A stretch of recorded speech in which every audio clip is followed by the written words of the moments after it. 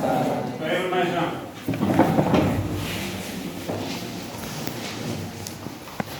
ಮಕ್ಕಳೇ, ಇಂದು ನಾವು ಪಾಠ ಆರಂಭವಾಗುವುದಕ್ಕೆ ಮುಂಚೆ ಒಂದು ಸಣ್ಣ ಕಥೆ ಮುಖಾಂತರ ಪಾಠವನ್ನ ಆರಂಭಿಸೋಣ. ಪ್ರಾಚೀನ ಕಾಲದಲ್ಲಿ ರಾಜರು ಪ್ರಾಂತ್ಯಗಳನ್ನ ಆಳ್ತಾ ಇದ್ರು. ಆ ರಾಜ ಪ್ರಾಂತ್ಯಗಳನ್ನ ಹೆಚ್ಚು ಅಭಿವೃದ್ಧಿಯನ್ನು ಪಡಿಸ್ತಾ ಇರಲಿಲ್ಲ. ರಾಜ ಸಾಮ್ರಾಜ್ಯದ ವಿಸ್ತರಣೆಗಳಿಗೆ ಹೆಚ್ಚು ಗಮನ ನೀಡ್ತಾ ಇದ್ದ ಹೊರತು ಗ್ರಾಮಗಳ ಅಭಿವೃದ್ಧಿ ಕಡೆಗೆ ಹೆಚ್ಚು ಗಮನವನ್ನು ನೀಡ್ತಾ ಇರಲಿಲ್ಲ. ಆಗ ಕಾಲಾನಂತರ ಭಾರತ ದೇಶಕ್ಕೆ ಸ್ವತಂತ್ರ ಬಂದ ನಂತರ ಭಾರತದಲ್ಲಿ ಈ ಪ್ರಜಾಪ್ರಭುತ್ವ ಆಡಳಿತ ಬರುವುದಕ್ಕೆ ಮುಂಚೆ, ಅಂದ್ರೆ ಪಂಚಾಯತ್, ಗ್ರಾಮ ಪಂಚಾಯತ್ ಆಡಳಿತ ಬರುವುದಕ್ಕೆ ಮುಂಚೆ ಹಳ್ಳಿಗಳನ್ನ ಚೇರ್ಮನ್ರು, ಪಟೇಲ್ರು, ಶಾಂಡೋಗ್ರು ಆಡಳಿತವನ್ನು ನಡೆಸ್ತಾ ಇದ್ರು.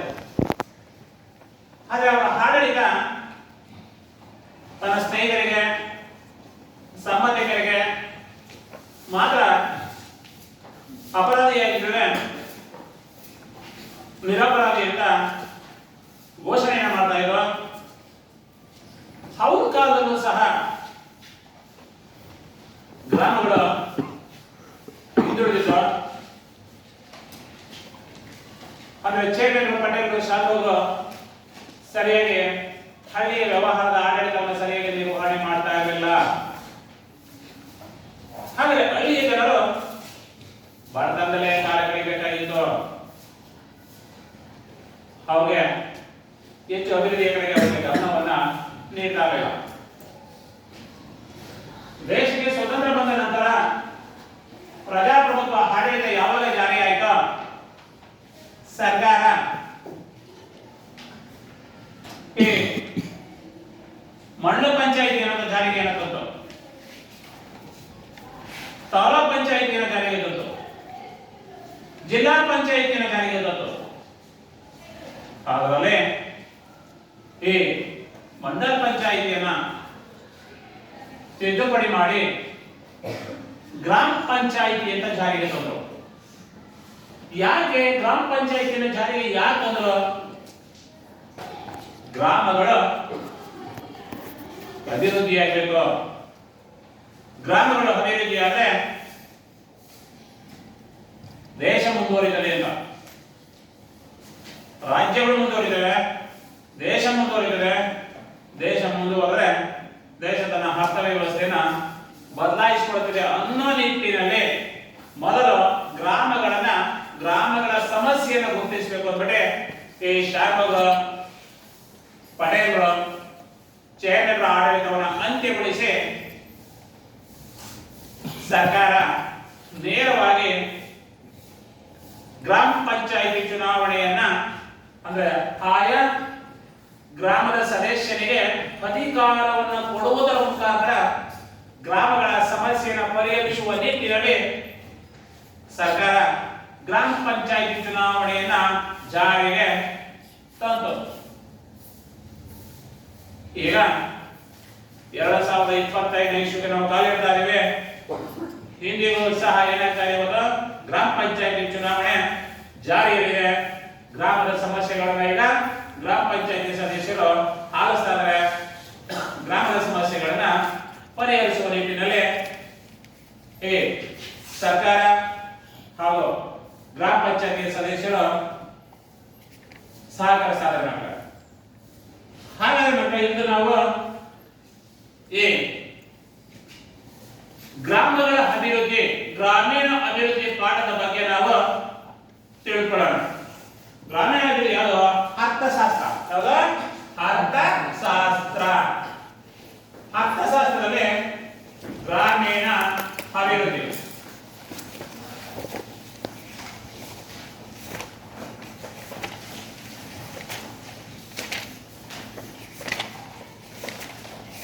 ಹೇಗೆ ಗ್ರಾಮೀಣ ಅಭಿವೃದ್ಧಿ ಇದೆ ಅಂದ್ರೆ ಭಾರತ ದೇಶ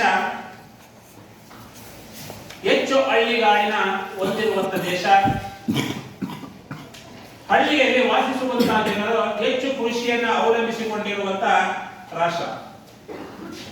68%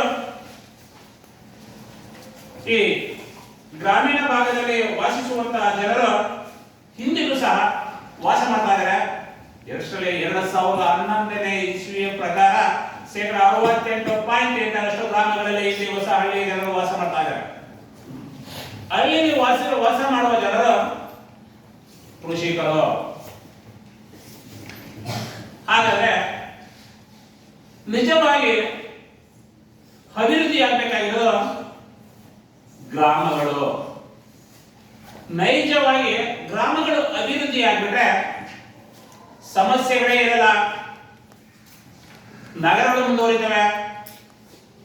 ನಗರಗಳು ಮುಂದುವರೆದ್ರೆ ರಾಜ್ಯದ ಅರ್ಥವ್ಯವಸ್ಥೆಯನ್ನು ಬದಲಾಯಿಸಿಕೊಳ್ತಾ ಹೋಗ್ತದೆ. ರಾಜ್ಯ ಬದಲಾವಣೆಗೆ ದೇಶ ಆರ್ಥಿಕವಾಗಿ ಅಭಿವೃದ್ಧಿಯನ್ನು ಸಾಧಿಸುತ್ತದೆ. ಆಗ ನಮ್ಮ ತಲಾ ವರಮಾನವೂ ಹೆಚ್ಚಾಗ್ತದೆ, ರಾಷ್ಟ್ರೀಯ ವರಮಾನವೂ ಸಹ ಹೆಚ್ಚಾಗ್ತದೆ. ಅದಕ್ಕೆ ಮಹಾತ್ಮ ಗಾಂಧೀಜಿಯವರು ನೈಜ ಅಭಿವೃದ್ಧಿ ಅಂದ್ರೆ ಗ್ರಾಮಗಳ ಅಭಿವೃದ್ಧಿ ಎಂದು. ನೈಜ ಅಭಿವೃದ್ಧಿ ಅಂದ್ರೆ ಗ್ರಾಮಗಳ ಅಭಿವೃದ್ಧಿ.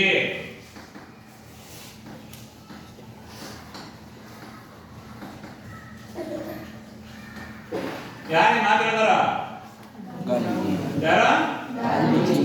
ಗಾಂಧೀಜಿಯವರು. ನಿಜವಾಗ ಗ್ರಾಮಗಳ ಅಭಿವೃದ್ಧಿ ಆದರೆ ದೇಶ ಮುಂದುವರಿಯುತ್ತದೆ ಅಂತ ತನ್ನ ನೀತಿಯಲ್ಲಿ ಗ್ರಾಮಗಳ ಅಭಿವೃದ್ಧಿ ಕಡೆಗೆ ಹೆಚ್ಚು ಒತ್ತನ್ನು ಕೊಡಬೇಕು. ಆದರೆ ನಮ್ಮ ರಾಷ್ಟ್ರೀಯ ನಾಯಕರು ನಗರಗಳ ಕಡೆಗೆ ಹೆಚ್ಚು ಗಮನವನ್ನು ನೀಡ್ತಾ ಇದ್ದಾರೆ. ಅದಕ್ಕೆ ಹಳ್ಳಿ ಹೆಚ್ಚು ಇನ್ನುವೆ ಹಿಂದುಳಿತಾ ಇದೆ. ಆದ್ರೆ ಮಹಾತ್ಮ ಗಾಂಧಿ ಯಾವ ಕನಸನ್ನು ಇಟ್ಕೊಂಡಿದ್ರು ಹೇಳಿದ್ರಪ್ಪ ಅಂತಂದ್ರೆ, ಇವತ್ತು ಹಳ್ಳಿಗಳಲ್ಲಿ ಇವತ್ತು ವಾಸಿಸುವಂತಹ ಜನರು ತೀರ ಬಡತನದಲ್ಲಿದ್ದಾರೆ. ಇದನ್ನ ನಾವು ಸುಖಿ ರಾಷ್ಟ್ರವನ್ನಾಗಿ ಮಾಡಬೇಕು. ಸುಖಿ ರಾಷ್ಟ್ರವನ್ನಾಗಿ ಯಾವ ರೀತಿ ಮಾಡಬೇಕು? ಪ್ರತಿಯೊಬ್ಬರಿಗೂ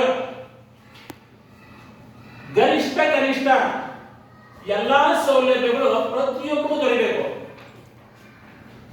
ಆಗ ಗ್ರಾಮಗಳು ಮುಂದುವರಿತವೆ ಅಂತ ಹೇಳಿ ಕನಿಷ್ಠ ಸೌಲಭ್ಯಗಳು ತೀರಾ ಬಡವರಿಗೆ ಕಡಿಮೆ ಸಿಗ್ತಾರೆ. ಸರ್ಕಾರದ ಸೌಲಭ್ಯಗಳನ್ನು ಹೆಚ್ಚು ಶ್ರೀಮಂತರಯ್ಯ ಪಡ್ಕೊಳ್ತಾ ಇದ್ದಾರೆ. ಅದರಿಂದ ಗ್ರಾಮಗಳು ಇಂದಿಗೂ ಸಹ ಹಿಂದುಳಿತಾ ಇದೆ. ಹಾಗಾದ್ರೆ ನಗರಗಳಿಗೆ ಹೆಚ್ಚು ಒತ್ತನ್ನು ಕೊಟ್ರೆ ಗ್ರಾಮಗಳಲ್ಲಿ ವಾಸಿಸುವಂತಹ ಜನರು ಹಳ್ಳಿ ಬಿಟ್ಟು ನಗರಗಳಿಗೆ ವಲಸೆ ಬರ್ತಾರ ಬರಲ್ವಾ? ಹಳ್ಳಿಯನ್ನು ಬಿಟ್ಟು ಕೃಷಿಕರು ಗ್ರಾಮವನ್ನು ಬಿಟ್ಟು ನಗರಗಳಿಗೆ ವಲಸೆ ಬರ್ತಾರ ಬರಲ್ವಾ? ಯಾಕೆ ಬರ್ತಾರೆ? ನಗರಗಳಿಗೆ ಯಾಕೆ ಬರ್ತಾರೆ ಜನರು? ಏನ್ ಬರ್ತಾರೆ? ಏನಕ್ಕೆ? ಉದ್ಯೋಗವನ್ನ ಅರಸಿಕೊಂಡು ಹಳ್ಳಿಯ ಜನರು ನಗರಗಳಿಗೆ ವಲಸೆ ಬರ್ತಾರೆ. ಹಾಗೆ ಈ ವಲಸೆಯನ್ನು ತಪ್ಪಿಸಬೇಕು ಅಂದ್ರೆ ಸರ್ಕಾರ ಹಳ್ಳಿಗೆ ಗುಡಿ ಕೈಗಾರಿಕೆಗಳನ್ನ ಸ್ಥಾಪಿಸಬೇಕು. ಏನು ಯಾವ ಜಿಲ್ಲೆಗಳಲ್ಲಿ ತಾಲೂಕುಗಳಲ್ಲಿ ಸ್ಥಳೀಯ ಸಂಪನ್ಮೂಲಗಳು ಇದೆಯೋ ಆ ಸಂಪನ್ಮೂಲಗಳನ್ನ ಆಧರಿಸಿ ಬೃಹತ್ ಕೈಗಾರಿಕೆಗಳನ್ನು ಸ್ಥಾಪಿಸಬೇಕು. ಬೃಹತ್ ಕೈಗಾರಿಕೆಗಳು ಎಲ್ಲಿ ಸ್ಥಾಪನೆಯಾಗ್ತವ ಆ ಭಾಗದ ಜನರು ಹಳ್ಳಿಯನ್ನ ಬಿಟ್ಟು ನಗರಗಳಿಗೆ ವಲಸೆ ಬರಲ್ಲ, ಉದ್ಯೋಗ ಹುಡುಕಿಕೊಂಡು. ಯಾಕಪ್ಪ ಅಂದ್ರೆ ಅಲ್ಲೇ ಉದ್ಯೋಗ ಸಿಗ್ತದಲ್ಲ ಗ್ರಾಮಗಳಲ್ಲಿ, ಆಗ ನಗರಗಳಿಗೆ ವಲಸೆ ಬರಲ್ಲ. ಇದು ಈ ಗುಡಿ ಕೈಗಾರಿಕೆಗಳನ್ನ ಸರ್ಕಾರ ಯಾವಾಗ ಸ್ಥಾಪಿಸ್ತದ ಆಗ ಈ ಸಮಸ್ಯೆ ತಪ್ಪದೆ ಅಂತ. ಇಲ್ಲವರೆ ನಗರಗಳನ್ನೇ ಅಭಿವೃದ್ಧಿ ಪಡಿಸ್ತಾ ಇದೆ, ಹಳ್ಳಿಯ ಜನರು ಹೆಚ್ಚು ಜನರು ವಲಸೆ ಬರಲು ಪ್ರಾರಂಭಿಸ್ತಾರೆ. ನಗರ ಪ್ರದೇಶಕ್ಕೂ ದೊಡ್ಡ ಸಮಸ್ಯೆ ಆಗ್ತದೆ ನಮಗೆ. ಅದಕ್ಕೆ ಈ ಸ್ವತಂತ್ರ ಬಂತು, ಗಾಂಧೀಜಿಯವರ ಕನಸು ನನಸಾಗಲಿಲ್ಲ. ಗ್ರಾಮಗಳು ಇಂದಿಗೂ ಸಹ ಏನಾಗಿದೆ, ಹಿಂದುಳಿದಿದೆ. ಕೈಗಾರಿಕೆಗಳು ಮಾತ್ರ ನಗರಗಳಿಗೆ ಸೀಮಿತವಾಗಿದೆ, ಹಳ್ಳಿಗಳಿಗೆ ಮಾತ್ರ ಸೀಮಿತವಾಗಿಲ್ಲ. ಜಾಗತೀಕರಣ ಹೆಚ್ಚಾಗ್ತಾ ಇದೆ, ಜಾಗತೀಕರಣ ಹೆಚ್ಚಾಗಿದೆ, ನಗರೀಕರಣ ಹೆಚ್ಚಾಗ್ತಾ ಇದೆ. ನಗರಗಳು ಮಾತ್ರ ಅಭಿವೃದ್ಧಿ ಆಗ್ತಾರೆ, ಗ್ರಾಮಗಳು ಅಭಿವೃದ್ಧಿ ಆಗ್ತಾ ಇಲ್ಲ. ಈ ನಿಟ್ಟಿನಲ್ಲಿ ಸರ್ಕಾರ ತನ್ನ ಸರ್ಕಾರದ ಕೆಲವು ಸೇವಾವಲಯಗಳನ್ನ ವಿಸ್ತರಿಸಿ ಪ್ರತಿಯೊಬ್ಬರಿಗೂ ಕೃಷಿ, ಕೈಗಾರಿಕೆ, ಸೇವಾವಲಯ ಇವನ್ನೆಲ್ಲನೇ ವಿಸ್ತರಿಸಿ ದೇಶವನ್ನ ಬಡತನದಿಂದ ಹೊರದೂಡಬೇಕು ಅನ್ನೋ ನಿಟ್ಟಿನಲ್ಲಿ ಸರ್ಕಾರ ಪಂಚವಾರ್ಷಿಕ ಯೋಜನೆಯನ್ನ ಜಾರಿಗೆ ತಂತು. ಪಂಚವಾರ್ಷಿಕ ಯೋಜನೆಗಳ ಅಡಿಯಲ್ಲಿ ದೇಶವನ್ನ ಆರ್ಥಿಕ ಅಭಿವೃದ್ಧಿಯ ಕಡೆಗೆ ಕೊಂಡೊಯ್ಯಬೇಕು ಅಂದ್ಬಿಟ್ಟು ಪಂಚವಾರ್ಷಿಕ ಯೋಜನೆಯನ್ನ ಜಾರಿಗೆ ತಂತು. ಹಾಗಾದ್ರೆ ಹೆಚ್ಚು ಜನರು ಹಳ್ಳಿಯಲ್ಲಿ ಕೃಷಿಯನ್ನೇ ಅವಲಂಬಿಸಿಕೊಂಡಿದ್ರೆ ಬಡತನಕ್ಕೆ ಕೃಷಿಯನ್ನೇ ಅವಲಂಬಿಸಿಕೊಂಡು ಹೆಚ್ಚು ಜನರು ಬಡತನದಲ್ಲೇ ಇದ್ದಾರೆ. ಯಾಕೆ ಬಡತನದಲ್ಲಿದ್ದಾರೆ? ಯಾಕಪ್ಪ ಅಂದ್ರೆ ಗ್ರಾಮೀಣ ಪ್ರದೇಶದಲ್ಲಿ ಮೂಲ ಸೌಲಭ್ಯಗಳು ಎದ್ದು ಕಾಣ್ತಾ ಇದೆ. ರೈತ ಬೆಳೆದಂತ ಪದಾರ್ಥಗಳಿಗೆ ಸರಿಯಾಗಿ ಮಾರುಕಟ್ಟೆಗೆ ಸಾಗಿಸುವುದಕ್ಕೆ ಸಾರಿಗೆ ಸಂಪರ್ಕದ ಕೊರತೆ ಎದ್ದು ಕಾಣ್ತಾ ಇದೆ. ಮಾರುಕಟ್ಟೆಗಳನ್ನ ಸರಿಯಾಗಿ ಸ್ಥಾಪಿಸದೆ ಇರುವುದರಿಂದ ಸಮಸ್ಯೆಗಳು ಎದ್ದು ಕಾಣ್ತಾ ಇದೆ. ಹಾಗಾದ್ರೆ ಈ ಕೃಷಿಯನ್ನ ಅವಲಂಬಿಸಿದಂತ ಈ ಕೃಷಿಕರು ಬಡತನದಲ್ಲಿ ಇರುವಂತ ಕೆಲವು ಬಡ ಜನರು ಶ್ರೀಮಂತರ ಅವರ ಸುಳಿಗೆ ನಿಲುಕಿ ನಶಿಸಿ ಹೋಗುವಂತ ಅಂದ್ರೆ ಕುಗ್ಗುವಂತ ಪರಿಸ್ಥಿತಿ ನಮ್ಮಲ್ಲಿ ಹೆಚ್ಚಾಗ್ತಾ ಇದೆ. ಅದಕ್ಕೆ ಪ್ರತಿಯೊಬ್ಬರ ತಲಾದಾಯವನ್ನು ಹೆಚ್ಚಿಸುವಂತದ್ದು ಸರ್ಕಾರದ ಕೆಲಸ. ಪ್ರತಿಯೊಬ್ಬರ ತಲಾದಾಯವನ್ನು ಹೇಗೆ ಹೆಚ್ಚಿಸಬೇಕು? ಸರ್ಕಾರ ರೈತರ ಬೆಳೆದ ಪದಾರ್ಥಗಳಿಗೆ ಸರಿಯಾದ ಬೆಲೆಯನ್ನು ನಿಗದಿ ಮಾಡುವಂಥದ್ದು, ಗ್ರಾಮದ ಗ್ರಾಮದ ಸಮಸ್ಯೆಗಳನ್ನ ಪರಿಹರಿಸುವ ನಿಟ್ಟಿನಲ್ಲಿ ಸೌಲಭ್ಯಗಳನ್ನು ನೀಡುವುದು. ಆಗ ಮಾತ್ರ ರಾಷ್ಟ್ರದ ಆದಾಯ ಹೆಚ್ಚಾಗಲ್ವಾ? ಹಳ್ಳಿಗಳು ಮುಂದುವರೆದ್ರೆ ನಮ್ಮ ತಲಾ ಆದಾಯ ಹೆಚ್ಚಾಗಲ್ವಾ? ಯಾಕೆ? ನಮ್ಗೆ ಎಲ್ಲಾ ಸೌಲಭ್ಯಗಳು ಸಿಗ್ತವೆ. ತಲಾ ಆದಾಯ ಹೆಚ್ಚಾಗುತ್ತದೆ. ತಲಾ ಆದಾಯ ಹೆಚ್ಚಾದ್ರೆ ರಾಷ್ಟ್ರೀಯ ಆದಾಯ ಹೆಚ್ಚಾಗಲ್ವಾ? ರಾಷ್ಟ್ರದ ಆದಾಯ ಹೆಚ್ಚಾಗಲ್ವಾ? ಹೇಗೆ ಹೆಚ್ಚಾಗುತ್ತೆ? ನಮ್ಮ ತಲಾ ಆದಾಯ ಹೆಚ್ಚಾದ್ರೆ ರಾಷ್ಟ್ರೀಯ ಆದಾಯ ಹೇಗೆ ಹೆಚ್ಚಾಗುತ್ತೆ?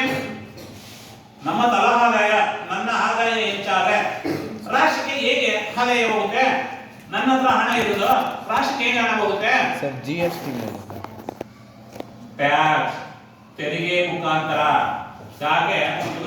ನನ್ನ ಹಣ ಹೆಚ್ಚಾದ್ರೆ ನಾವು ಇತರೆ ವಸ್ತುಗಳನ್ನ ಕೊಳ್ಳೋಕೆ ಪ್ರಾರಂಭ ಇತರೆ ವಸ್ತುಗಳನ್ನ ಕೊಳ್ಳೋಕೆ ಹೋದ್ರೆ ಸರ್ಕಾರಕ್ಕೆ ತೆರಿಗೆ ರೂಪದಲ್ಲಿ ಸರ್ಕಾರಕ್ಕೆ ಹಣ ಹೋಗುತ್ತೆ. ಆಗ ಸರ್ಕಾರ ತನ್ನ ಬಕ್ಕಸವನ್ನ ಹೆಚ್ಚಿಸಿಕೊಳ್ತಾ ಹೋಗ್ತದೆ. ಹಾಗಾದ್ರೆ ದೇಶ ಸಂಪೂರ್ಣವಾಗಿ ಅಭಿವೃದ್ಧಿಯನ್ನು ಸಾಧಿಸಬೇಕು ಅಂತಂದ್ರೆ ಗ್ರಾಮಗಳು ಅಭಿವೃದ್ಧಿ ಮಾತ್ರ ದೇಶದ ಅಭಿವೃದ್ಧಿ ಆಗ್ತದೆ ಹೊರತು ಗ್ರಾಮಗಳ ಅಭಿವೃದ್ಧಿ ಆದರೆ 100% ದೇಶ ಅಭಿವೃದ್ಧಿ ಆಗಲ್ಲ. ಯಾಕಪ್ಪ ಅಂದ್ರೆ ಹೆಚ್ಚು ಜನರು ಗ್ರಾಮಗಳಲ್ಲಿ ವಾಸ ಮಾಡ್ತಾ ಇರುವಂತದ್ದು, ಹೆಚ್ಚು ಜನರು ಕೃಷಿ ಕಡೆ ಆಗಿರುವುದರಿಂದ ಹೆಚ್ಚು ಜನರು ಗ್ರಾಮಗಳಲ್ಲಿ ವಾಸ ಮಾಡ್ತಾ ಇರೋದ್ರಿಂದ ಗ್ರಾಮಗಳು ಅಭಿವೃದ್ಧಿ ಆದರೆ ಮಾತ್ರ, ಇಲ್ಲ ಯಾವುದೇ ಕಾರಣಕ್ಕೂ ದೇಶ ಆರ್ಥಿಕವಾಗಿ ಅಭಿವೃದ್ಧಿಯನ್ನ ಸಾಧಿಸಲ್ಲ. ಏನು ಗ್ರಾಮೀಣ ಅಭಿವೃದ್ಧಿ ಅಂದ್ರೇನು? ಗ್ರಾಮೀಣ ಅಭಿವೃದ್ಧಿ ಅಂದ್ರೇನು? ಗ್ರಾಮೀಣ ಅಭಿವೃದ್ಧಿ ಅಂದ್ರೆ ಸಾಮಾಜಿಕ, ಇದು ಬಹಳ ಉಪನ್ಯಾಸ, ಸಾಮಾಜಿಕ ಆರ್ಥಿಕ ಶೈಕ್ಷಣಿಕ ಬಾಯ್ಬಿಟ್ಟು ಹೇಳೆ, ಶೈಕ್ಷಣಿಕ ರಾಜಕೀಯ ಅಭಿವೃದ್ಧಿ, ಇವುಗಳಲ್ಲಿ ಹೆಚ್ಚು ಅಭಿವೃದ್ಧಿಯನ್ನು ಸಾಧಿಸುವಂಥದ್ದು, ಇವುಗಳ ಹೆಚ್ಚು ಉನ್ನತೀಕರಿಸುವಂಥದ್ದನ್ನ ಏನಂತ ಕರೀತಾರಪ್ಪ ಅಂದ್ರೆ ಗ್ರಾಮೀಣ ಅಭಿವೃದ್ಧಿ. ಅಂದ್ರೆ ಹೆಚ್ಚು ಏನು ಅಭಿವೃದ್ಧಿಯನ್ನು ಸಾಧಿಸುವಂಥದ್ದು? ಗ್ರಾಮಗಳಲ್ಲಿ ಏನು ಮೂಲ ಸಮಸ್ಯೆಗಳು? ನೀರಿನ ಗ್ರಾಮಗಳಲ್ಲಿ ಏನು ಸಮಸ್ಯೆಗಳು? ಒಂದು ನೀರು, ಎರಡನೇದು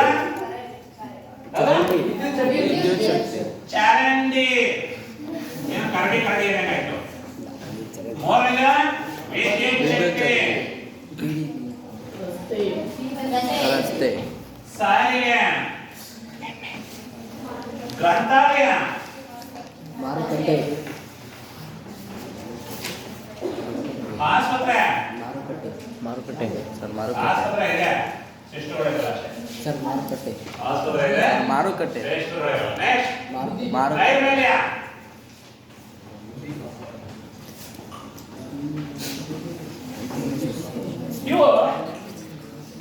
ಇದು ನೆಕ್ಸ್ಟ್ ಇನ್ನೊಂದೇನಿದೆ ಇಂಪಾರ್ಟೆಂಟ್, ರಸ್ತೆ ಎಲ್ಲ ಆಯ್ತು. ರಸ್ತೆ, ಬೀದಿ ದೀಪ ಸರ್, ಇವು ಬೀದಿ ದೀಪ, ಮೂಲ ಸಮಸ್ಯೆಗಳು. ಶೌಚಾಲಯ, ನೆಕ್ಸ್ಟ್ ಇನ್ನೊಂದು ಬೀದಿ ದೀಪ ಸರ್, ಶೌಚಾಲಯ, ದೀಪಲ್ಲ, ಬೀದಿ ದೀಪ, ನೈರ್ಮಲ್ಯ ಆಯ್ತು, ಶೌಚಾಲಯ, ನೈರ್ಮಲ್ಯ ಆಯ್ತು. ಇವು ಗ್ರಾಮಗಳಲ್ಲಿ ಈ ಮೂಲ ಸಮಸ್ಯೆಗಳು ಇಂದಿಗೂ ಇವೆ. ಗ್ರಾಮಗಳಲ್ಲಿ ಈ ಮೂಲ ಸಮಸ್ಯೆಗಳನ್ನ ಬಗೆಹರಿಸುವುದಕ್ಕೋಸ್ಕರನೇ ಸರ್ಕಾರ ಏನಾಯ್ತು, ಗ್ರಾಮ ಪಂಚಾಯತಿ ಚುನಾವಣೆಯನ್ನ ಜಾರಿಗೆ ತಂತು. ಏನು ಈ ಊರಲ್ಲಿ ಚುಂಚನಕುಪ್ಪೆ ಊರಲ್ಲಿ ಏನ್ ಸಮಸ್ಯೆ ಇದೆ ಅಂತ ಯಾರು ಗೊತ್ತಾಗುತ್ತೆ? ಆ ಗ್ರಾಮದವರಿಗೆ ಮಾತ್ರ ಗೊತ್ತು. ಆ ಗ್ರಾಮದವರಿಗೆ ಅಧಿಕಾರವನ್ನ ನೀಡಿದ್ರೆ ಈ ನೀರಿನಲ್ಲಿ ಒಳಚರಂಡಿ ವ್ಯವಸ್ಥೆ, ರಸ್ತೆ ವ್ಯವಸ್ಥೆ, ಗ್ರಂಥಾಲಯ ವ್ಯವಸ್ಥೆ, ಈ ಶೌಚಾಲಯ ವ್ಯವಸ್ಥೆ, ಬೀದಿ ದೀಪ, ಇವನ್ನೆಲ್ಲನೇ ಅವನು ಸಮಸ್ಯೆಗಳನ್ನ ಬಗೆಹರಿಸ್ತಾನೆ ಅನ್ನೋ ನಿಟ್ಟಿನಲ್ಲಿ ಸರ್ಕಾರ ಏನ್ ಮಾಡಿದೆ, ಗ್ರಾಮ ಪಂಚಾಯತಿ ಚುನಾವಣೆಯನ್ನ ಜಾರಿಗೆ ತಂತು. ಮೂಲ ಸಮಸ್ಯೆಗಳು ಇಲ್ಲಿಂದ ಆ ಗ್ರಾಮದ ಸದಸ್ಯರಿಗೆ ಅಧಿಕಾರ ಕೊಡೋದು, ಆ ಗ್ರಾಮದ ಸದಸ್ಯ ಆ ಊರಿನ ಸಮಸ್ಯೆಯನ್ನು ಬಗೆಹರಿಸುವಂಥದ್ದು ಕೆಳ ಹಂತದಲ್ಲಿ. ನೆಕ್ಸ್ಟ್ ಮೇಲ ಹಂತದವನ್ನ ಈ ತಾಲೂಕ್ ಪಂಚಾಯತಿ, ಜಿಲ್ಲಾ ಪಂಚಾಯತಿ, ವಿಧಾನಸಭಾ ಸದಸ್ಯರು ಮೇಲ ಸಮಸ್ಯೆಗಳನ್ನ ಅವರು ಬಗೆಹರಿಸಿಕೊಳ್ತಾ ಹೋಗ್ತಾರೆ. ಅದಕ್ಕೆ ಸರ್ಕಾರ ಈ ಗ್ರಾಮಗಳನ್ನ ಅಭಿವೃದ್ಧಿಗೆ ಕಡೆಗೆ ಗಮನ ಕೊಡಬೇಕು. ಗ್ರಾಮದ ಜನರು ಚಟುವಟಿಕೆಯಿಂದ ಕೂಡಿರಬೇಕು. ಚಟುವಟಿಕೆಯಿಂದ ಇವತ್ತು ಯಾವ ಚಟುವಟಿಕೆಯಿಂದ ಕೊಡಬೇಕು? ವ್ಯವಸಾಯದ ಜೊತೆಗೆ ಕೆಲವು ಉಪಕಸಬುಗಳನ್ನ ಮಾಡುವಂಥದ್ದು. ಹಸು ಸಾಗಾಣಿಕೆನೇ ಆಗಲಿ, ಕುರಿ ಸಾಗಾಣಿಕೆ ಮಾಡುವಂಥದ್ದು, ಜೇನು ಸಾಗಾಣಿಕೆ ಮಾಡುವಂಥದ್ದು, ರೇಷ್ಮೆ ಸಾಗಾಣಿಕೆ ಮಾಡುವಂಥದ್ದು, ಮೇನು ಸಾಗಾಣಿಕೆ ಮಾಡುವಂಥದ್ದು, ಕೋಳಿ ಸಾಗಾಣಿಕೆ ಮಾಡುವಂಥದ್ದು, ಹಂದಿ ಸಾಗಾಣಿಕೆ ಮಾಡುವಂಥದ್ದು, ಇವೆಲ್ಲ ಉಪಕಸಬುಗಳು. ಹಾಗಾದ್ರೆ ನರ್ಸರಿ, ಅದುವೇ ಇವೆಲ್ಲ ಉಪಕಸಬು. ಈ ಕೃಷಿಕ ಈ ವ್ಯವಸಾಯದ ಜೊತೆಗೆ ಕೆಲವು ಉಪಕಸಬುಗಳನ್ನು ಮಾಡ್ಕೊಂಡಾಗ ಮಾತ್ರ ಏನಾಗ್ತದೆ, ಗ್ರಾಮಗಳು ಅಭಿವೃದ್ಧಿ ಆಗ್ತವೆ ಅನ್ನೋ ನಿಟ್ಟಿನಲ್ಲಿ ಸರ್ಕಾರ ಗ್ರಾಮದ ಕಡೆಗೆ ಹೆಚ್ಚು ಒಲವನ್ನ ನೀಡ್ತಾ ಇರುವಂಥದ್ದು. ಈ ರೀತಿ ಗ್ರಾಮದ ಸಮಸ್ಯೆಗಳು ಬಗೆಹರಿಸ್ತಾ ಬಂದ್ರೆ, ಗ್ರಾಮದ ಸಮಸ್ಯೆಗಳು ಬಗೆಹರಿಸ್ತಾ ಬಂದ್ರೆ ಗ್ರಾಮಗಳಲ್ಲಿ ಹಿಂದುಳಿದ ವರ್ಗಗಳು ಏನಾಗ್ತಾರೆ ಇರುವುದೇ ಇಲ್ಲ. ಬಡತನ ಅನ್ನೋದು ನಶಿಸಿ ಹೋಗ್ತದೆ. ನಿರುದ್ಯೋಗ ಸಮಸ್ಯೆ ತನ್ನಷ್ಟಿಗೆ ತಾನು ನಿವಾರಣೆ ಆಗ್ತದೆ. ದೇಶದ ಆರ್ಥಿಕ ವ್ಯವಸ್ಥೆ ಬದಲಾಗ್ತಾ ಹೋಗ್ತದೆ. ಅದಕ್ಕೆ ಗ್ರಾಮಗಳು ಏನಾಗಬೇಕು? ಅಭಿವೃದ್ಧಿ ಆಗಬೇಕು. ಗ್ರಾಮಗಳು ಅಭಿವೃದ್ಧಿ ಆಗಬೇಕು ಅಂದ್ರೆ ಪ್ರತಿಯೊಬ್ಬರು ಶಿಕ್ಷಣವನ್ನ ಅವಲಂಬಿಸಿಕೊಳ್ಬೇಕು. ಶಿಕ್ಷಣವನ್ನ ಅವಲಂಬಿಸಿಕೊಳ್ಳಿ ಸರ್ಕಾರ ಸರ್ವ ಶಿಕ್ಷಣ ಅಭಿಯಾನದ ಅಡಿಯಲ್ಲಿ ಸರ್ಕಾರ ಪ್ರತಿಯೊಬ್ಬರಿಗೂ 1ನೇ ತರಗತಿಯಿಂದ 9ನೇ ತರಗತಿಯವರೆಗೆ ಉಚಿತ ಕಡ್ಡಾಯವಾಗಿ ಶಿಕ್ಷಣವನ್ನ ಪಡೆಯುವುದು ನಿಮ್ಮ ಮೂಲಭೂತ ಹಕ್ಕು ಅಂತ ಸರ್ಕಾರ ಘೋಷಣೆಯನ್ನ ಮಾಡ್ತದೆ. ಶಿಕ್ಷಣವನ್ನ ಪಡ್ಕೊಂಡ್ರೆ ಸಮಸ್ಯೆಗಳನ್ನ ತಮ್ಮಷ್ಟಿಗೆ ತಾವೇ ಪರಿಹರಿಸಿಕೊಳ್ತಾರೆ. ಜ್ಞಾನ ಹೆಚ್ಚಾದ್ರೆ ಏನಾಗ್ತದೆ? ನಾಗರಿಕತೆ ಬೆಳೆದಾಗೆ ಸಮಸ್ಯೆಗಳು ಏನಾಗ್ತದೆ? ನಿವಾರಣೆ ಆಗ್ತದೆ. ಸರ್ಕಾರ ಈ ಶೈಕ್ಷಣಿಕವಾಗಿ ತನ್ನ ಶಿಕ್ಷಣವನ್ನ ಗ್ರಾಮದ ಜನರಿಗೆ ಹೆಚ್ಚು ಒತ್ತನ್ನು ಕೊಡುವುದಕ್ಕೋಸ್ಕರ. ಹಾಗೆ ಇವತ್ತು ಕೆಲವು ಗ್ರಾಮೀಣ ಪ್ರದೇಶದಲ್ಲಿ ಈಗಲೂ ಬಡ ಜನರಿದ್ದಾರೆ. ಹಾಗಾಗಿ ಹೆಚ್ಚು ಜನರು, ಕೆಲವರು ಸ್ತ್ರೀಯರು, ಅನಕ್ಷರಸ್ಥ ಸ್ತ್ರೀಯರು, ಅಕ್ಷರ ಜ್ಞಾನವನ್ನೇ ಗೊತ್ತಿಲ್ಲದೆ ಇರುವಂತವರು ಈಗಲೂ ಸಹ ಅಬಲೆಯರಾಗಿ ಸಮಾಜದಲ್ಲಿ ಇವತ್ತು ದುಡಿತಾ ಇದ್ದಾರೆ. ಹಾಗಾದ್ರೆ ಅವ್ರಿಗೆ ಈ ಸಬಲೀಕರಣಗೊಳಿಸುವುದು ಹೇಗೆ? ಅಬಲೆಯರನ್ನ ಸಬಲೀಕರಣಗೊಳಿಸುವಂಥದ್ದು, ಗ್ರಾಮಗಳ ಅಭಿವೃದ್ಧಿ ಕಡೆಗೆ ಕೊಂಡೊಯ್ಯುವಂಥದ್ದು. ಅದಕ್ಕೆ ಮಹಿಳೆಯರಿಗೆ ಏನ್ ಮಾಡ್ತಾರೆ? ಉಚಿತವಾಗಿ ಹೊಲಿಗೆ ಯಂತ್ರವನ್ನು ಕೊಡ್ತಾ ಇದೆ. ಹಿಂದುಳಿದ ಜನಾಂಗದವರಿಗೆ ಉಚಿತವಾಗಿ ಹೊಲಿಗೆ ಯಂತ್ರ, ಉಚಿತವಾಗಿ ತರಬೇತಿಯನ್ನು ಕೊಡ್ತಾರೆ. ಹೊಲಿಯುವ ತರಬೇತಿ, ಉಚಿತವಾಗಿ ಮೊಬೈಲ್ಗಳನ್ನು ರಿಪೇರಿ ಮಾಡುವಂಥದ್ದು ತರಬೇತಿಯನ್ನು ನೀಡ್ತಾರೆ. ಉಚಿತವಾಗಿ ಕಂಪ್ಯೂಟರ್, ಲ್ಯಾಪ್ಟಾಪ್ ಈ ತಯಾರಿಕೆ ಬರುವಂತ ಕೆಲವು ದೋಷಗಳನ್ನ ಸರಿಪಡಿಸುವ ನಿಟ್ಟಿನಲ್ಲಿ ಕೆಲವು ವಿದ್ಯಾರ್ಥಿಗಳಿಗೆ, ಕೆಲವು ಅನಕ್ಷರಸ್ಥರಿಗೆ ತರಬೇತಿಯನ್ನು ನೀಡುವಂಥದ್ದು, ಬುಟ್ಟಿ ಎಳೆಯುವಂಥದ್ದು, ಚಾಪೆ ಎಳೆಯುವಂಥದ್ದು, ಚಪ್ಪಲಿಗಳನ್ನು ಮಾಡುವಂಥದ್ದು, ಊದ್ಬತ್ತಿ ಸುತ್ತುವಂಥದ್ದು, ಹಾಗೆ ಸೀಮೆ ಸುಣ್ಣ ತಯಾರಿಸುವಂಥದ್ದು, ಇವನ್ನೆಲ್ಲ ಸರ್ಕಾರ ಉಚಿತವಾಗಿ ತರಬೇತಿಯನ್ನು ನೀಡ್ತಾರೆ. ಯಾಕೆ? ಅದರ ಜೊತೆಗೆ ಇನ್ನೂ ನೋಡಿ, ಮಹಿಳೆಯರಿಗೆ ಸ್ತ್ರೀ ಶಕ್ತಿ ಯೋಜನೆಯ ಅಡಿಯಲ್ಲಿ ಮಹಿಳೆಯರನ್ನ ಇವತ್ತು ಹೆಚ್ಚು ಜನರು ಇವತ್ತು ಮಹಿಳೆಯರು ಗ್ರಾಮದಲ್ಲೇ ವಾಸ ಮಾಡ್ತಾ ಇರೋದ್ರಿಂದ ಗ್ರಾಮಗಳು ಅಭಿವೃದ್ಧಿ ಆಗಬೇಕು ಅಂತಂದ್ರೆ ಮಹಿಳೆಯರು ಏನಾಗಬೇಕು?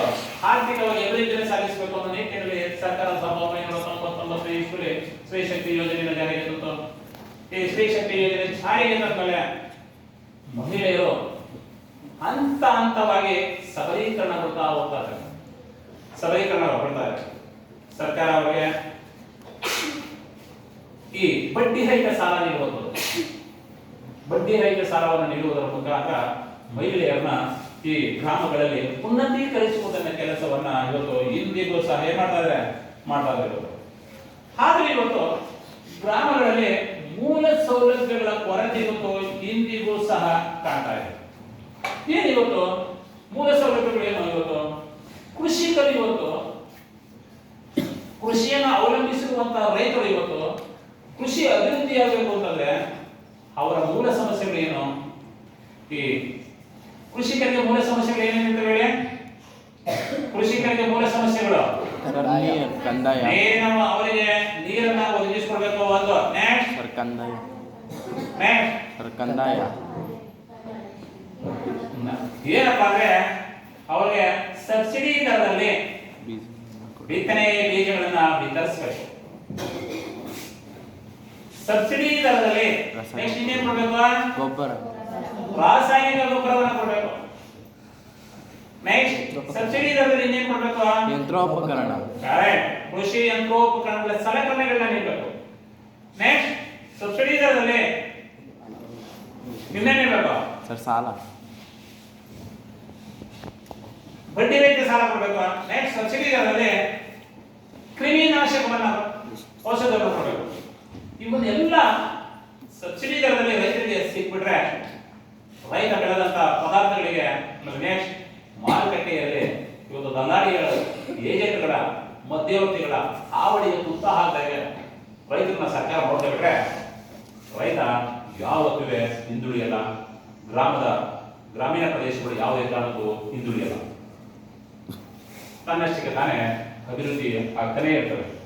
ಹಾಗಾಗಿ ಇವತ್ತು ಈ ಗ್ರಾಮಗಳು ಅಭಿವೃದ್ಧಿಯ ಕಡೆಗೆ ಹೆಚ್ಚು ಒತ್ತಡ ಯಾವಾಗ ಇರುತ್ತೋ ಆ ಭಾಗದಲ್ಲಿ ಗ್ರಾಮದಲ್ಲಿ ವಾಸಿಸುವಂತಹ ಜನರು ಪರಿಶಿಷ್ಟ ಜಾತಿ ಪರಿಶಿಷ್ಟ ಪಂಗಡದವರಿಗೆ ಸರ್ಕಾರ ಕೆಲವು ಸೌಲಭ್ಯಗಳನ್ನು ನೀಡಿ ಅವ್ರನ್ನ ಏನ್ ಮಾಡ್ತೋ ಅಭಿವೃದ್ಧಿಯ ಕಡೆಗೆ ಹೆಚ್ಚು ಒತ್ತನ್ನ ನೀಡ್ತಾ ಬಂತು. ಅಂದ್ರೆ ಅವರಿಗೆ ಈ ಪರಿಶಿಷ್ಟ ಜಾತಿ ಪರಿಶಿಷ್ಟ ಜನರಿಗೆ ಉದ್ಯೋಗಾವಕಾಶಗಳನ್ನ ನೀಡುವುದರ ಮುಖಾಂತರ ಗ್ರಾಮೀಣ ಪ್ರದೇಶಗಳು ಏನಾಗಬೇಕು, ಅಭಿವೃದ್ಧಿ ಆಗಬೇಕು ಅನ್ನೋ ನಿಟ್ಟಿನಲ್ಲಿ ಸರ್ಕಾರ ಈಗಲೂ ಸಹ ಈ ಮುಂಬೈ ಕರ್ನಾಟಕ, ಹೈದರಾಬಾದ್ ಕರ್ನಾಟಕ ಅಂತ ಕೆಲವು ಕರ್ನಾಟಕವನ್ನ ಉತ್ತರ ಕರ್ನಾಟಕ ವಿಭಜನೆ ಮಾಡಿ ಆ ಭಾಗದ ಜನರಿಗೆ ಕೆಲವು ಉದ್ಯೋಗ ಅವಕಾಶಗಳನ್ನ ಪೂರೈಸಿಕೊಟ್ಟಿದೆ. ಪರಿಶಿಷ್ಟ ಜಾತಿ ಪರಿಶಿಷ್ಟ ಪಂಗಡದವರಿಗೆ ಬ್ಯಾಕ್ಲಾಗ್ ಹುದ್ದೆ ಅಂದ್ಬಿಟ್ಟು ಸೃಷ್ಟಿ ಮಾಡಿ ಆ ಬ್ಯಾಕ್ಲಾಗ್ ಹುದ್ದೆಯ ಮುಖಾಂತರ ಕೆಲವು ಉದ್ಯೋಗಗಳನ್ನ ಸೃಷ್ಟಿ ಮಾಡ್ತಾರೆ. ಹೀಗೆ ಗ್ರಾಮಗಳು ಅಭಿವೃದ್ಧಿ ಆಗುತ್ತದೆ. ಹಾಗೆಯೇ ಅಧಿಕಾರ ವಿಕೇಂದ್ರೀಕರಣ. ಅಧಿಕಾರ ವಿಕೇಂದ್ರೀಕರಣ ಅಂದ್ರೆ ಗ್ರಾಮಗಳು ಸ್ವರಾಜ್ಯವಾಗಬೇಕು. ಗ್ರಾಮಗಳು ಸ್ವರಾಜ್ಯವಾಗಬೇಕು. ಗ್ರಾಮದಲ್ಲಿ ವಾಸಿಸುವಂತಹ ಜನರು ಏನು ಯಾಕಿರಬೇಕು, ನೆಮ್ಮದಿಯಿಂದ ಬದುಕಬೇಕು. ಆವಾಗ ಗ್ರಾಮಗಳು ಸ್ವರಾಜ್ಯ, ಗ್ರಾಮ ಸ್ವರಾಜ್ಯ ಅಂತ ಕರೀತಾರೆ. ಇದನ್ನ ಗಾಂಧೀಜಿ ಕನ್ಸ್ಕೊಂಡಿದ್ದಿದೆಯಾ? ಗ್ರಾಮ ಸ್ವರಾಜ್ಯವಾಗಬೇಕು. ಯಾರ ಮೇಲೂ ಗ್ರಾಮೀಣ ಪ್ರದೇಶದಲ್ಲಿ ವಾಸಿಸುವಂತ ಜನರು ಯಾರ ಮೇಲೂ ಡಿಪೆಂಡ್ ಆಗೋ. ಇವತ್ತು ಡಿಪೆಂಡ್ ಆಗಿದ್ದಾರೆ. ಇವತ್ತು ಸಿದ್ದರಾಮಯ್ಯ 2,000 ರೂಪಾಯಿ ಹಾಕಿಲ್ಲ, ಮೋದಿ 2,000 ಹಾಕಿಲ್ಲ, ಇನ್ನು ಅಕ್ಕಿ ಬರಲಿಲ್ಲ, ಈ ರೀತಿ ಹೇಳ್ತಾರೆ ಜನ. ಈ ರೀತಿ ಹೇಳ್ತಾರೆ. ಇವತ್ತು ಇದು ಆಗಬಾರ್ದು. ಅಂದ್ರೆ ಈ ಗ್ರಾಮಗಳು ಏನಾಗಬೇಕು, ಮುಂದುವರಿಬೇಕು. ಆ ಮುಂದುವರಿಯ ನಿಟ್ಟಿನಲ್ಲಿ ಗ್ರಾಮಗಳ ಸ್ವರಾಜ್ಯ ಆಗಬೇಕು. ಈ ಮುಂದುವರಿಯ ನಿಟ್ಟಿನಲ್ಲಿ ಸರ್ಕಾರ ಏನ್ ಮಾಡ್ತಪ್ಪ ಅಂತಂದ್ರೆ ಸಂಪೂರ್ಣವಾಗಿ ಅಧಿಕಾರವನ್ನ ವಿಕೇಂದ್ರೀಕರಣ ಮಾಡ್ತಾ ಬಂತು. ಅಧಿಕಾರವನ್ನ ವಿಕೇಂದ್ರೀಕರಣ. MLA, ವಿಧಾನ ಪರಿಷತ್ ಸದಸ್ಯರು ನೋಡಿ ಅಧಿಕಾರಗಳು ಯಾವ ರೀತಿ ವಿಕೇಂದ್ರೀಕರಣ ಮಾಡಿದ್ದಾರೆ. Next DC, next tahsildar, next ಜಿಲ್ಲಾ ಪಂಚಾಯತಿ, ನೆಕ್ಸ್ಟ್ ತಾಲೂಕ್ ಪಂಚಾಯತಿ, ನೆಕ್ಸ್ಟ್ ಗ್ರಾಮ ಪಂಚಾಯತಿ ಪೇಡೆವ ಅಧ್ಯಕ್ಷ, ನೆಕ್ಸ್ಟ್ ಗ್ರಾಮ ಪಂಚಾಯತಿ ಸದಸ್ಯ. ಈ ರೀತಿ ಅಧಿಕಾರವನ್ನು ವಿಕೇಂದ್ರೀಕರಣ ಮಾಡ್ಕೊಂಡಿದ್ದಾರೆ. ಇವರು ಯಾವ ತನಗೆ ಬರುವಂತ ವ್ಯಾಪ್ತಿಯಲ್ಲಿ ಏನೆಲ್ಲ ಸಮಸ್ಯೆಗಳಿದೆ ಆ ಸಮಸ್ಯೆಗಳನ್ನ ಪರಿಹರಿಸುವಂಥದ್ದು. ಅದಕ್ಕೆ ಸರ್ಕಾರ ಈ ಅಧಿಕಾರವನ್ನ ವಿಕೇಂದ್ರೀಕರಣ ಮಾಡ್ಕೊಳ್ತಾ ಬಂತು. ಆ ವಿಕೇಂದ್ರೀಕರಣದಲ್ಲಿ ಇವತ್ತು ಈ ಸರ್ಕಾರ ಕೆಲವು ಮೂಲ ಸಮಸ್ಯೆಗಳನ್ನ ಬಗೆಹರಿಸ್ತಾ ಇಂದಿಗೋಸ್ಕರ ಬಂದಿದೆ. ಹಾಗಾಗಿ ಇವತ್ತು ಈ ಗ್ರಾಮೀಣ ಪ್ರದೇಶದಲ್ಲಿ ಇವತ್ತು ಕೆಲವು ಗ್ರಾಮ ಪಂಚಾಯಿತಿಗಳು ಏನು ಕೆಲಸ ಇಲ್ಲ. ಇವತ್ತು ಏನೆಲ್ಲ ಕೆಲಸ ಮಾಡ್ತಾರೆ. ಇವತ್ತು ಸರ್ಕಾರ ಈ ಗ್ರಾಮ ಪಂಚಾಯತಿ ಚುನಾವಣೆನ ಜಾರಿಗೆ ತಂದ್ಮೇಲೆ ಈ ವರ್ಷ ನೆಕ್ಸ್ಟ್ ಈ ವರ್ಷ ಇದೆ ಅಂತ ಕಾಣುತ್ತೆ. ಮೋಸ್ಟ್ಲಿ ಈ ವರ್ಷ ಮುಂದಿನ ವರ್ಷನ ಇದೆ. 5 ವರ್ಷ ಆಯ್ತು ಬಂತು, ಡಿಸೆಂಬರ್ ಬಂತು, ಮುಂದಿನ ವರ್ಷ ಇರ್ಬೋದು. 5 ವರ್ಷ ಆಯ್ತು ಬಂತು, 5 ವರ್ಷ ಆಯ್ತು ಬಂತಂದ್ರೆ 5 ವರ್ಷಗಳಿಗೊಮ್ಮೆ ಚುನಾವಣೆ ನಡೆಯುತ್ತೆ. ಚುನಾವಣೆ ನಡೆದ್ರೆ ಒಬ್ಬೊಬ್ಬ ಗ್ರಾಮ ಪಂಚಾಯತಿ ಈ ಸದಸ್ಯ ಆ ಊರಿನ ಒಂದೊಂದು ಕೆಲವು ಸಮಸ್ಯೆಗಳನ್ನ ಪರಿಹರಿಸುವ ನಿಟ್ಟಿನಲ್ಲಿ ಕೆಲವನ್ನ ಈ ಗ್ರಾಮದ ಸಮಸ್ಯೆನ ಬಗೆಹರಿಸುವಂತ ಕೆಲಸವನ್ನ ಮಾಡ್ತಾರೆ. ಅಂದ್ರೆ ಇದು ಬಹಳ ಇಂಪಾರ್ಟೆಂಟ್. ಗ್ರಾಮ ಪಂಚಾಯಿತಿ ಅಂದ್ರೆ ಗ್ರಾಮೀಣ ಅಭಿವೃದ್ಧಿಯಲ್ಲಿ ಪಂಚಾಯಿತಿಗಳ ಕೆಲಸ ಏನು? ನಿಮ್ಮೂರಿಗೂ ಗೊತ್ತಿದೆ, ಗ್ರಾಮ ಪಂಚಾಯತಿ ಮೆಂಬರ್ ಗೊತ್ತಿದೆ. ಅವ್ನ ಕೆಲಸ ಏನು? ಒಂದು ವಿಧವೆಯರಿಗೆ, ಅಂಗವಿಕಲರಿಗೆ, ವೃದ್ಧರಿಗೆ ಮಾಸಾಸನ ಮಾಡಿಸುವಂತ ಕೆಲಸ.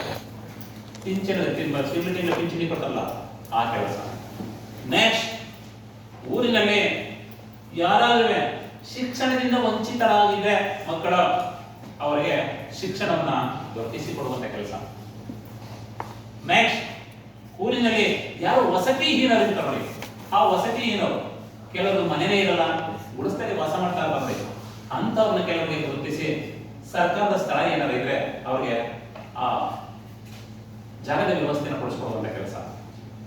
ನೆಕ್ಸ್ಟ್, ನಿಮ್ಮೂರಲ್ಲಿ ಕಚ್ಚಾ ರಸ್ತೆಗಳಿದೆ, ಮಣ್ಣಿನಿಂದ ಕೂಡಿರುವಂತಹ ರಸ್ತೆಗಳಿದೆ, ಅದನ್ನ ಸಿಮೆಂಟ್ಗಳಿಂದ ನಿರ್ಮಿಸುವಂಥದ್ದು.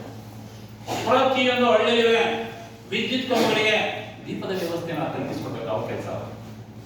ಪ್ರತಿಯೊಂದು ಮನೆಗೆ ನೀರಿನ ವ್ಯವಸ್ಥೆಯನ್ನು ಕಲ್ಪಿಸಿಕೊಡುವಂಥದ್ದು ಅವ್ರ ಕೆಲಸ. ನೆಕ್ಸ್ಟ್, ಪ್ರತಿ ಮನೆ ಮುಂದೆ ಒಳಚರಂಡಿ ವ್ಯವಸ್ಥೆಯನ್ನು ನಿರ್ಮಿಸಿಕೊಡುವಂಥದ್ದು ಅವ್ರ ಕೆಲಸ. ನೆಕ್ಸ್ಟ್, ಪ್ರತಿ ಮನೆಗೆ ಶೌಚಾಲಯ ವ್ಯವಸ್ಥೆಯನ್ನು ಕಲ್ಪಿಸಿಕೊಡುವಂಥದ್ದು ಅವ್ರ ಕೆಲಸ. ನೆಕ್ಸ್ಟ್, ಹಳ್ಳಿಯಲ್ಲಿ ಗ್ರಂಥಾಲಯ ವ್ಯವಸ್ಥೆಯನ್ನು ಗ್ರಾಮ ಪಂಚಾಯಿತಿಗೆ ವ್ಯಾಪ್ತಿಯಲ್ಲಿ ಬರುವಂತ ಒಂದು ಅಧ್ಯಕ್ಷ ಆ ಗ್ರಾಮ ಪಂಚಾಯಿತಿ ಎಲ್ಲಿ ಬರ್ತದೋ ಅಲ್ಲಿ ಒಂದು ಅಂದ್ರೆ ದೊಡ್ಡ ಹಳ್ಳಿಯಾಗಿರ್ಬೋದು ಹಳ್ಳಿಗೆ ಗ್ರಂಥಾಲಯದ ವ್ಯವಸ್ಥೆನ ಕಲ್ಪಿಸಿಕೊಡುವಂಥದ್ದು. ನೆಕ್ಸ್ಟ್, ಈ ಹಳ್ಳಿಗಳಿಗೆ ಈ ಎಎನ್ಎಂ ನರ್ಸಿಂಗ್ ಅಂತ ಇರ್ತಾರೆ, ಈ ನರ್ಸ್ಗಳ ಮನೆಗೆಲ್ಲ ಬರ್ತಾರೆ, ಅವ್ರಿಗೆ ಆ ವ್ಯವಸ್ಥೆನ ಕಲ್ಪಿಸಿಕೊಡುವಂಥದ್ದು. ಅಂಗನವಾಡಿ ಬರುವಂತ ಮೂಲ ಸಮಸ್ಯೆಗಳನ್ನು ಪರಿಹರಿಸುವಂಥದ್ದು ಪಂಚಾಯತಿ ಸದಸ್ಯನ ಕೆಲಸ. ಇವನ್ನೆಲ್ಲ ಗ್ರಾಮ ಪಂಚಾಯತಿ ಸದಸ್ಯ ಕರೆಕ್ಟಾಗಿ ಮಾಡ್ಕೊಟ್ಬಿಟ್ರೆ, ಆ ಸಮಸ್ಯೆಗಳನ್ನ ಬಗೆಹರಿಸ್ಕೊಟ್ಬಿಟ್ರೆ 100% ಗ್ರಾಮದಲ್ಲಿ ಸಮಸ್ಯೆಗಳೇ ಇಲ್ಲ, ಆ ಗ್ರಾಮಗಳು ಹೆಚ್ಚಾಗಿ ಅಭಿವೃದ್ಧಿಯಾಗಲ್ಲ. ಇದು ಗ್ರಾಮ ಪಂಚಾಯತಿ ಸದಸ್ಯ ಪ್ರಾಮಾಣಿಕವಾಗಿ ಕೆಲಸ ಮಾಡಬೇಕು. ಎಲ್ಲಿವರೆಗೆ ಮಾಡಲ್ವ ಆ ಸಮಸ್ಯೆ ಏನಾಗಿರ್ತದೆ, ಜೀವಂತವಾಗೇ ಇರ್ತದೆ. ಹಾಗಾದ್ರೆ ಈ ಸಮಸ್ಯೆಗಳು ಜೀವಂತವಾಗಿದ್ರೆ ಗ್ರಾಮಗಳು ಮುಂದುವರಿಯಲ್ಲ, ರಾಜ್ಯ ಮುಂದುವರಿಯಲ್ಲ, ದೇಶ ಮುಂದುವರಿಯಲ್ಲ, ನಾವು ಮುಂದುವರಿಯಲ್ಲ, ಆರ್ಥಿಕವಾಗಿ ನಾವು ಹಿಂದುಳಿದನೇ ಹೋಗ್ತೇವೆ. ಅದಕ್ಕೆ ಗ್ರಾಮಗಳು ಏನಾಗಬೇಕು, ಮೊದಲು ಮುಂದುವರಿಬೇಕು, ಆಗ ಮಾತ್ರ ದೇಶ ಆರ್ಥಿಕವಾಗಿ ಮುಂದುವರಿಬೇಕು. ಮಕ್ಕಳು ಎಲ್ಲಿವರೆಗೂ ಈ ಪಾಠ ತಿಳ್ಕೊಂಡಿದ್ದ ಮುಂದಿನ ತರಗತಿಯಲ್ಲಿ ಮುಂದಿನ ಪಾಠದ ಬಗ್ಗೆ ಮುಂದಿನ ಬಗ್ಗೆ ಭಾಗದ ಬಗ್ಗೆ ನಾವು ತಿಳ್ಕೊಳ್ಳೋಣ. ಈ ಪಾಠದ ಬಗ್ಗೆ ಒಂದು ಕ್ವಶನ್ ಕೊಡ್ತೀನಿ. ಈ ಕ್ವಶನ್ಗೆ ನೀವು ಉತ್ತರ ಮನೆಗೆ ಸಂಬಂಧ ನೀವು ಬರ್ಕೊಂಡು ಹೋಗ್ಬೇಕು. ಮಾಡ್ಕೊತೀರಾ? ಒಂದೇದು ಗ್ರಾಮೀಣಾಭಿವೃದ್ಧಿ ಎಂದರೇನು? ಗ್ರಾಮೀಣಾಭಿವೃದ್ಧಿ ಎಂದರೇನು?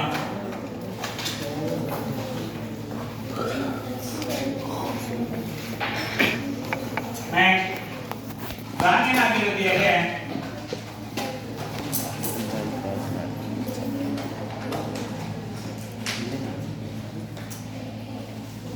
ಪಂಚಾಯತ್ ರಾಜ್ ಸಂಸ್ಥೆಗಳ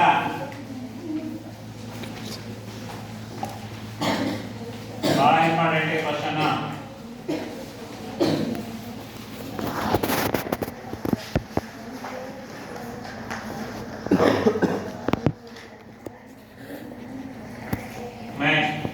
ಅಧಿಕಾರ ವಿಕೇಂದ್ರೀಕರಣ ಎಂದರೇನು?